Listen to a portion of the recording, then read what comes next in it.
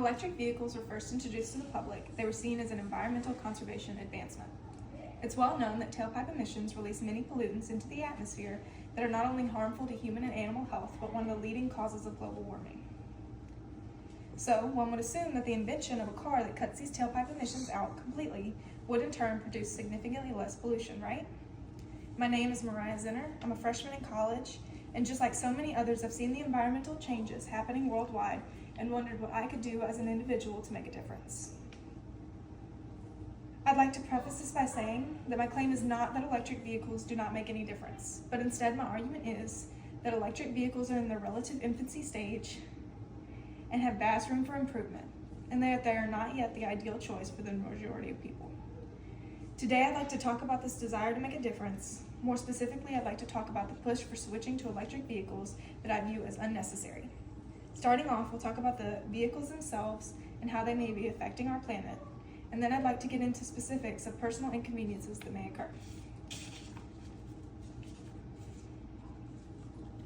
The media has branded electric vehicles as a huge feat in environmental safety, preservation, and overall technological feat. However, while they don't use fossil fuels or produce tailpipe emissions, how else might they harm our environment? And what can we do to make them better? Electric vehicles are no different from the average vehicle in the way that they are all made of steel and plastics, along with other manufactured materials whose production produces pollutants. However, in comparison to the average vehicles, electric vehicles employ lithium-ion batteries. The mining of raw materials like lithium and cobalt often involve habitat destruction, child labor, as well as air pollution, decreased freshwater supply, and a loss of biodiversity. The pollution caused by the mining of lithium will only increase as the demand for electric vehicles increases, unless we find a way to combat the issue. There are methods being developed that could potentially lower mining pollution, but these methods are not yet being put into action.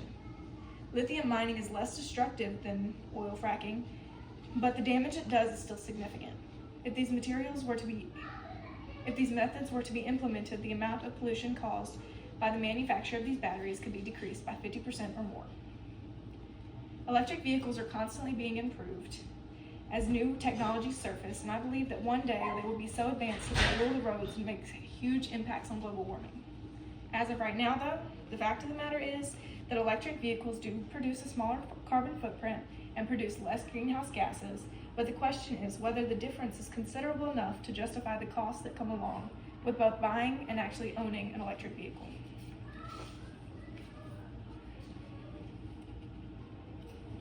Electric cars must be charged as their source of power.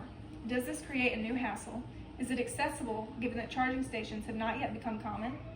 In the United States, there's an average of 104 gas pumps to only 22 electric vehicle charging stations for every 1,000 miles, meaning that less than half of our nation's gas stations have charging points.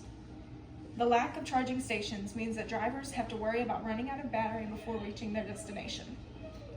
And with the length of charging time averaging at around 30 minutes for an 80% charge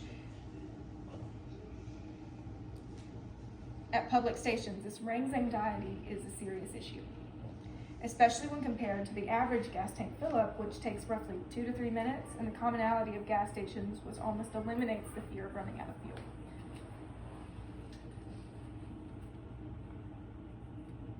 Electric vehicles also cost significantly more than the average gas-powered vehicle. The average electric vehicle sells for $4,600 more than the center price for a gasoline car. However, the average yearly cost to fuel an electric vehicle is significantly cheaper at $485 compared to an average of $1,117 for gas-powered vehicles. According to an article in the Washington Examiner, in order for an electric vehicle to break even with its gas-powered counterparts, it would need to be driven for roughly 6 years. The problem with this is that the average electric vehicle only lasts 8 to 15 years before it needs a replacement battery, during which time the battery degrades and it loses capacity. A replacement battery can cost anywhere from $5,000 to $20,000. This makes it very unclear if the cost of maintenance on electric vehicles is offset by the gas prices. So cost-wise, an electric vehicle does not show any advantage over gas at this moment.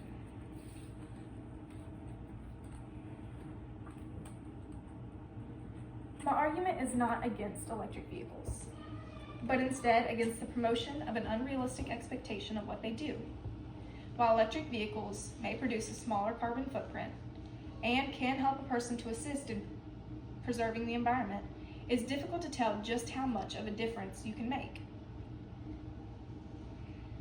It's important to weigh the pros and cons and consider the different inconveniences that may come along with the purchase of an electric vehicle before deciding for yourself.